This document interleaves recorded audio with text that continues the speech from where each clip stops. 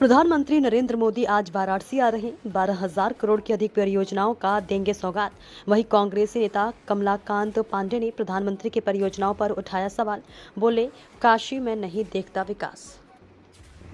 नमस्कार, मैं सोनाली और आप देख रहे हैं फोर्थ प्लेयर न्यूज। आपको बता दें कि पीएम मोदी आज काशी में उनका दौरा है और आपको बता दें कि 2 दिवसीय दौरा है उनका। 12,000 करोड़ से अधिक परियोजनाओं का वो सौगात दे रहे हैं और साथ ही साथ हमारे साथ यहाँ पर आपको बता दें कि कांग्रेस के लीडर हमारे साथ यहाँ पर मौजूद है कमलाकांत पांडे जी। आइए उनसे बातचीत करते हैं कि क्या कुछ प्रतिक्रिया है उनके। प्रधानमंत्री काशी आ रहे हैं, क्या कुछ कहना चाहेंगे, आइए उनसे बातचीत करते हैं।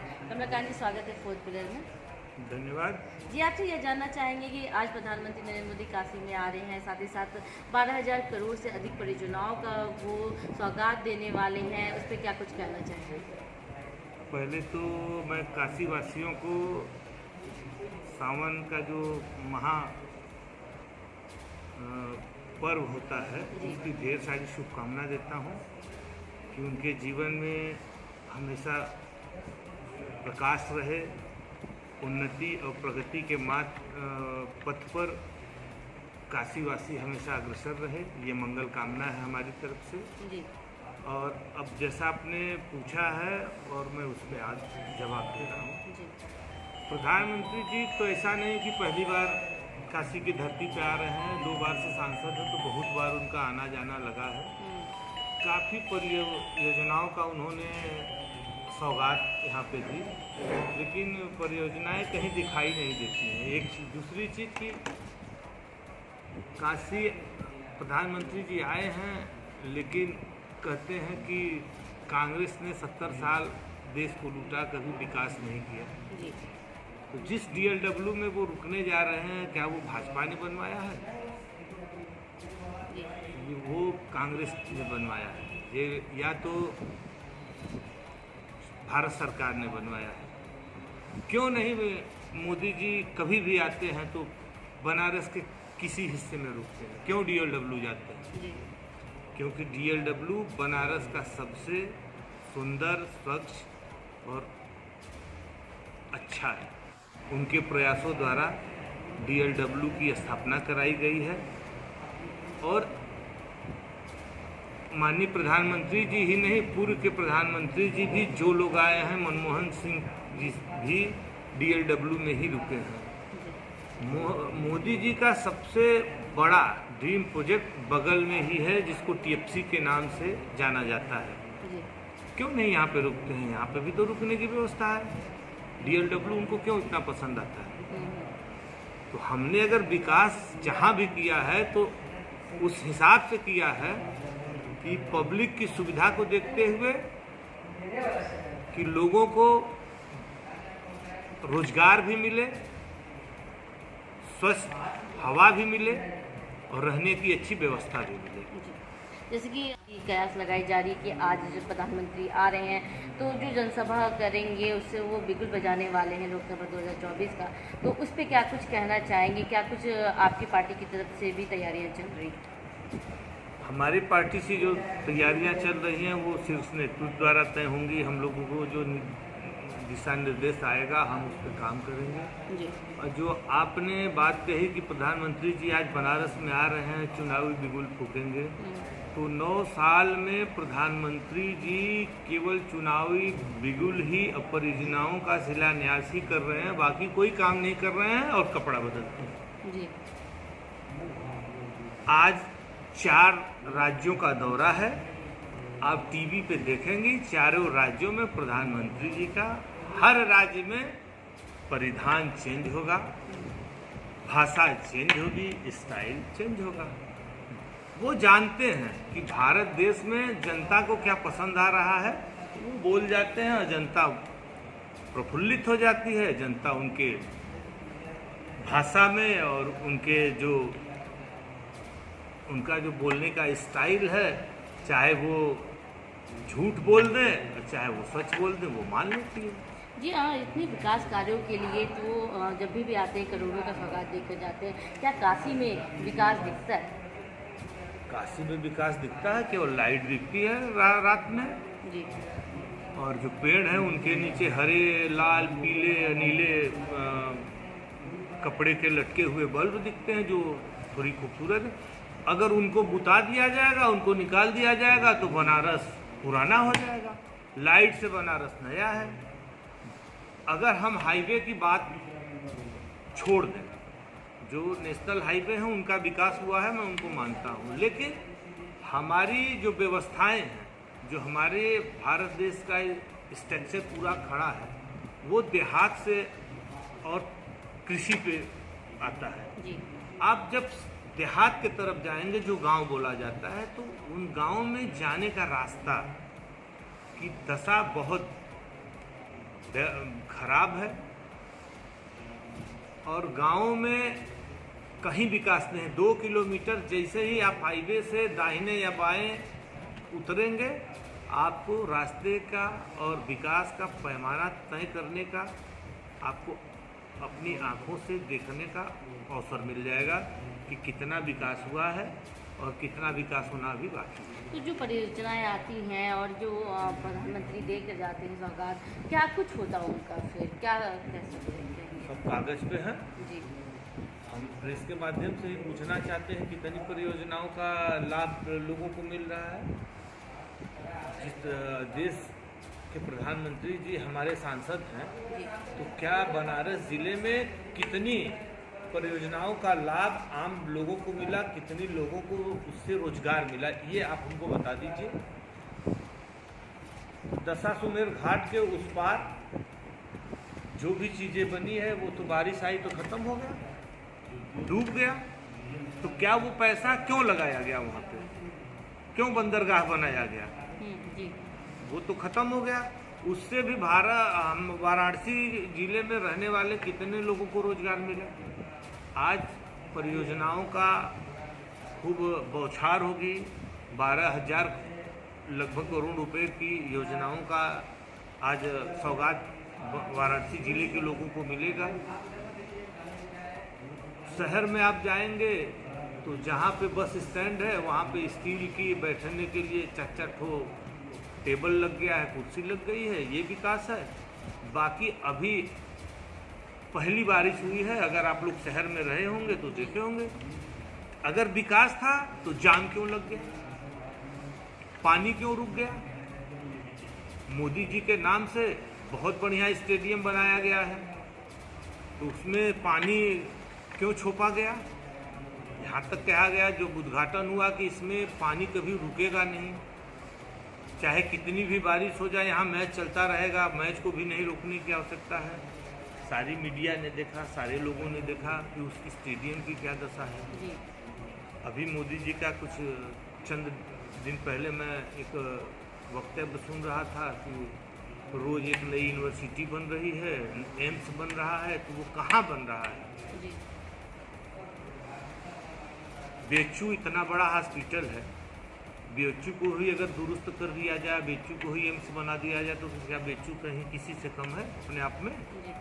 बेचू तो पूरे पूर्वांचल को कवर कर रहा है ना, यहाँ तक कि उसमें तो बिहार के लोग भी इलाज कराने आते हैं। अगर आप जाते होंगे कभी बेचू में, आप गए होंगे, आप लोग तो हमेशा भाई इंटरव्यू हर आदमी का लेते हैं, तो हमको तो लगता है 30 से 35% लोग बिहार के भी आके इलाज करा के जा रहे हैं। जी। तो जो वाराणसी जिले में बेचू स्थित है उत्तर प्रदेश में, वो इतना बड़ा हॉस्पिटल है कि एक एशिया में अपना स्थान रखता है, तो क्यों नहीं उसका डेवलपमेंट करती है सरकार। सरकार को करना चाहिए ना। कपिल चौरा है, दीनदयाल है, जो हमारे सरकारी हॉस्पिटल हैं, उनकी दुर्दशा क्यों हो रही है। पहले के समय में 89 के पहले की सरकारें जो थी, तो पता कर लीजिएगा कि किस कंपनियों की दवा लिखी जाती थी। आज झोला छाप कंपनियों की दवा लिखी जाती है, जो मेडिकलों पे अवेलेबल नहीं रहती है। तो जो वहाँ पे डॉक्टर बैठे हैं उनको ज्ञान बहुत है, लेकिन उनके ऊपर प्रतिबंध भी बहुत है कि दवा बाहर की आप नहीं लिखोगे। और जो दवा उनको हॉस्पिटल में अलाउ है, उस दवा से मरीज कभी ठीक ही नहीं हो सकता। तो इसलिए लोग सरकारी हॉस्पिटलों में जाना बंद कर दिए, इसलिए लोग प्राइवेट की तरफ बढ़ गए। आज प्राइवेट में हर जगह लूट मची हुई है, दवा से लेके, एक्सरे से लेके, MRI से लेके, उनका मानक, उनके हॉस्पिटल की जो खर्च है उसके आधार पे उनका सब कुछ तय होता है। कि हम इतने में MRI करेंगे तो हमारा पैसा आ जाएगा, इतने में एक्सरे करेंगे तो पैसा आ जाएगा। तो इन सब चीज़ों पर सरकार को ध्यान देना चाहिए, स्वास्थ्य मंत्री को ध्यान देना चाहिए। कभी हमको नहीं लगता कि 7 साल हो गया उत्तर प्रदेश की सरकार को, कभी स्वास्थ्य विभाग ने ओपन बैठक कभी किसी जिले में की हो, कभी CMO को लेके की हो। पहले ये सब सारी चीज़ें होती थी, अब नहीं होती हैं। जैसे कि आज 12,000 करोड़ की से अधिक करोड़ की परियोजनाओं का सौगात मिलेगा, तो इसमें स्वास्थ्य शिक्षा, जैसे आपने शिक्षा पे भी बात की, स्वास्थ्य पे भी बात की है, स्वास्थ्य शिक्षा और सही से सुरक्षा को भी लेकर कई परियोजनाएं, क्या लगता है कि ये सबका लाभ मिल पाएगा योजनाओं के बाद? अब जैसे देखिए, मैं शहर से आ रहा तो आज शहर बहुत अच्छा लग रहा था। जी। उतनी ही व्यवस्था चौराहों पे थी जितनी व्यवस्थाएं रोज रहती हैं चौराहों पे। वही 4 यातायात पुलिस वाले, 1 TI, 4 होमगार्ड, लेकिन चौराहा साफ, इसलिए कि उन चौराहों पे आज जो ये 5, 6, 8, 10 लोग ड्यूटी करते हैं, वो अपनी ड्यूटी को बड़े मुस्तैदी से कर रहे थे। इसलिए कि देश के प्रधानमंत्री जी आने वाले थे, उसके एक दिन पहले मुख्यमंत्री जी आने वाले थे। तो ये लोग अगर अपनी ड्यूटी सही से करते हैं तो जिले में जाम कहीं लगने की समस्या ही उत्पन्न नहीं होगी। जितने ठेले खोमचे वाले हैं उनको सही स्थान दे दें कि भैया यहाँ पे आपको जगह है, यहाँ पे जाके पब्लिक भी अपना मार्केटिंग कर लेगी, उनका सामान खरीद लेगी। भाई, इंसान के पास, हर आदमी के पास भगवान ने पेट दिया है, तो सबके पेट के भोजन की व्यवस्था सरकार को ही करनी होती है, इंसान नहीं कर सकता। तो सरकार ही अपनी जिम्मेदारी को देखते हुए ये तय करे कि जो छोटे तबके के लोग हैं, जो ठेला लगा के, ऊंचा लगा के सड़कों पे इधर उधर अपने परिवार का भरण पोषण करते हैं, अपने जीवन का जीने का आधार तय करते हैं, उनको भी सरकार तय करे कि उनको बिजनेस कहाँ दे रही है। इसलिए कि हर आदमी के पास अगर बिजनेस आज होता तो ये दिक्कतें नहीं आती। जिसके पास महीने का किराया देने की और पोजीशन नहीं होती है, या उसके पास क्षमता नहीं होती है, आके ठेले खोमचे का काम करता है कि हमारा 2 से 3 हज़ार रुपया महीने का बच जाएगा। इसीलिए वही 2-3 हज़ार रुपया वो पुलिस वाले उठा के ले चले जाते हैं। उसको बचता कुछ नहीं है, लेकिन उसको एक विश्वास होता है कि मेरा यहाँ धंधा चल रहा है, तो यहाँ लोग हमसे जुड़ गए हैं, तो हमसे यही खरीदने सामान आएंगे। तो इन लोगों के लिए एक जगह निर्धारित हो जाए। हम अभी बहुत मोबाइल भी देखते हैं, गूगल पे सर्च भी करते हैं, तो बहुत जिलों में, बहुत राज्यों में सरकार गरीब गुरबों को जगह मुहैया कराती है कि आप अपना यहाँ ये धंधा करिए। वहाँ वही धंधे वाले रहते हैं। जैसे सब्जी का धंधा है तो केवल वहाँ सब्जी वाले ही रहेंगे, फल का धंधा है तो केवल फल वाले ही रहेंगे। इस प्रकार की व्यवस्था हो जाए अगर वाराणसी जिले में, और मुख्यमंत्री जी के माध्यम से, प्रधानमंत्री जी के माध्यम से, या जो शहर में मंत्री हैं उनके माध्यम से, तो आम जनमानस को बहुत लाभ होगा और आम जनमानस उनको बहुत आशीर्वाद देंगे। अगर बात की जाए लोकसभा चुनाव 2024 की, तो क्या लगता है, बार बार विपक्ष का यही कहना है कि इस बार वो फिर उनकी पार्टी आएगी, 80 सीटों से वो इस बार जीतने वाले हैं, उस पर क्या कुछ कहना चाहिए? क्या इस बार फिर बीजेपी आएगी? अभी देखिए, चुनाव दूर है और अभी कुछ कहना जल्दबाजी हो जाएगी। जब तक पिक्चर रिलीज नहीं हो जाती है तब तक कोई ये तय नहीं कर पाएगा कि पिक्चर अच्छी थी कि खराब थी। विपक्ष के जो नेता है वो तो बार बार टेलर पिक्चर, कोई भी टेलर आती है पिक्चर का तो बहुत अच्छी लगती है, लेकिन पिक्चर जब मूल रूप से पर्दे पे आती है तब पता चलता है कि उस पिक्चर का असली कहानी क्या है और उसका शीर्षक क्या है। अभी तो लोग अपने अपने हिसाब से अपनी गोटी फिट कर रहे हैं, चाहे कोई भी दल हो। जब तक सीटों का बंटवारा हो न जाए और जो दल गठबंधन बना रहे हैं भाजपा से लड़ने के लिए, वो अपनी भूमिका एक प्रकार से तय कर लें। देखिए, आज जो आप क्वेश्चन कर रही हैं, मैं उसका सीधे सीधे जवाब दे रहा हूँ। तो मोदी जी से लड़ने के लिए हर आदमी जब एक हो रहा है तो इसका मतलब है कि अगला सामने वाला आदमी मजबूत है।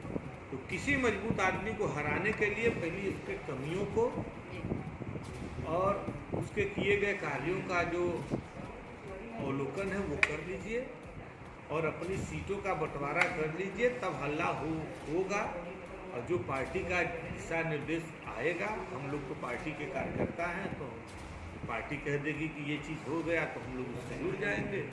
लेकिन हमारा एक छोटे कार्यकर्ता है, हमारा एक खुद का अपना ओपिनियन है कि हमको अगर किसी से लड़ना है तो उसकी कमियों के बारे में, उसके काम के कमियों के बारे में देख के उसको तब हम पटकनी दे पाएंगे, अन्यथा हम ज़्यादा कुछ इस पर बोलना उचित नहीं समझते।